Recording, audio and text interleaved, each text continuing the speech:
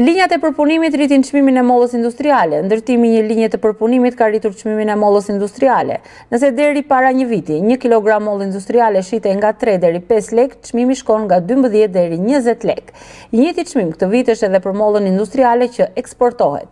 Petrit Hajderliu tregon se ka investuar në ndërtimin e një linje që po bën përpunimin e lëngjeve të mollës, përpunim që në pjesën më të madhe shkon për eksport. Të futur unë në këtë lloj industrie, në industrinë e mollës, ndryshuar raportet e marrëdhënieve e fermer dhe agropërpunues. Nëse këtu vinë në merrin të huajt atë mollën e industrisë, sot po e përpunoj unë mollën e industrisë dhe atyre, domethënë ajo lloj industrie që këtu merrte mollën, vi merr purenun dhe lëngun e mollës. Shisim me 3 lek, 5 lek, 8 lek, qameti më i madh ishte 8 lek në atë kohë, sot është 14 lek, 15 lek, 16 lek, 18 lek.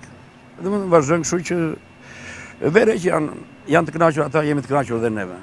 Këtë vit, ndryshe nga vitet e tjera, molla industriale po eksportohet më shumë, çka bën që fermerët të jenë të kënaqur me çmimin e ofruar. Momentalisht, nga 120 lek, sot vajte 150 lek.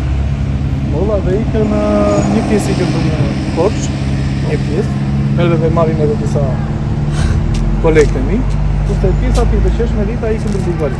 Në 2024, nga qarku i Korçës janë eksportuar 3.783 ton mollë industriale, ndërsa gjatë këtyre ditëve janë eksportuar drejt vendeve të rajonit 619 ton mollë industriale.